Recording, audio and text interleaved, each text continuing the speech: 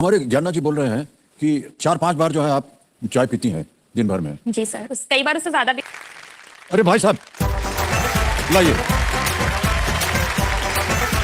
पीछे जो मैंने मेहनत की है वो बहुत कड़ी मेहनत की है। इससे पहले मेरे पापा ने बहुत मेहनत की है।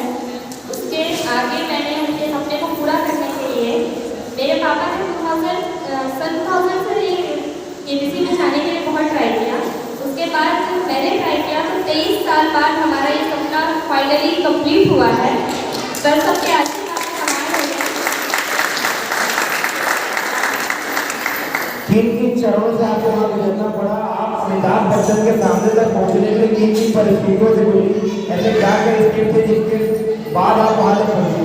क्योंकि हमें केवल एक ही स्टेप की जानकारी रहती है कि वहाँ पे 10 कैंडिडेट उपलब्ध रहते हैं, उनमें से कोई एक फास्टर फिगर फर्स्ट के थ्रू व्हाट्सएप तक पहुँचता है और उससे पहले भी काफ़ी टफ टास्क रहता है। उस टास्क के बारे में आप बताइए।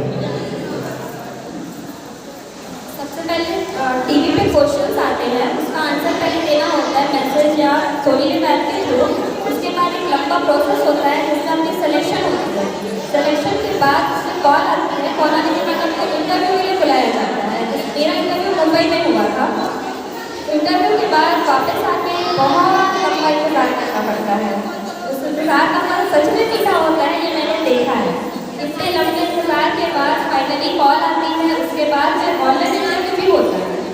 ऑनलाइन इंटरव्यू में आपसे फैमिली के रिलेटेड क्वेश्चन पूछे जाएंगे, जीके से रिलेटेड क्वेश्चन पूछे जाते हैं। बहुत सारे क्वेश्चन के बाद फिर से लंबा इंतजार, उसके बाद फिर और लंबा इंतजार, उसके बाद फाइनली अमिताभ बच्चन का कॉल।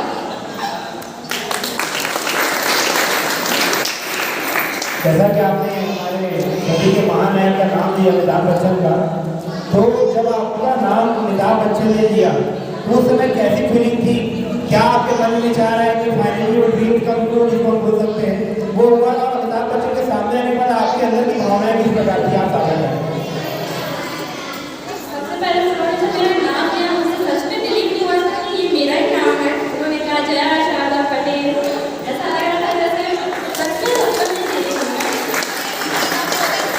उसके बाद उन्होंने व्हाट्सएप पर आने के लिए मुझे इन्वाइट किया, मैं वहाँ तक गई। उसके बाद फिर बहुत डर लगा था कि उस व्हाट्सएप पे जिसका मैंने सपना देखा था फाइनली आज मेरे सामने है।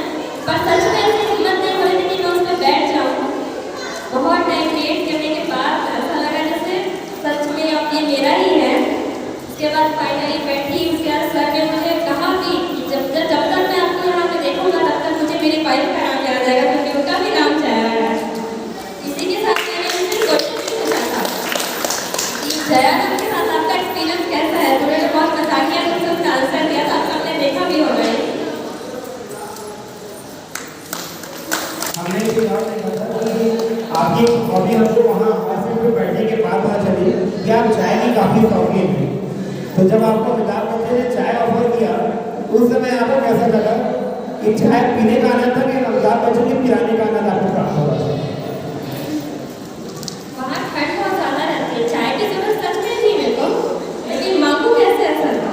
तो अमिताभ सर ने मेरे मन की बात सुन ली, बस चाय आ गई मेरे सामने। उसके बाद उन्होंने चाय दिया तो मैंने चाय सच में बहुत अच्छी थी। सबका यही क्वेश्चन है कि चाय कैसे थी, तो चाय सच में बहुत अच्छी थी।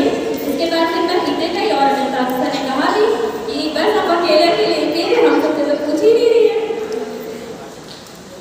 जी हाँ, हमने भी उस चीज़ को काफ़ी अच्छे से देखा कि जया क्योंकि उसका एक अपना एक लाइफ स्टाइल रहा है कि सुबह से लेकर शाम तक कोचिंग के मॉल रहती है, जिसमें चाय की काफ़ी आवश्यकता होती है।